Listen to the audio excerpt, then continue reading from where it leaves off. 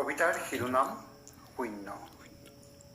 শূন্য নহয়, ই মাথোন এটা পূৰ্ণ সংখ্যা।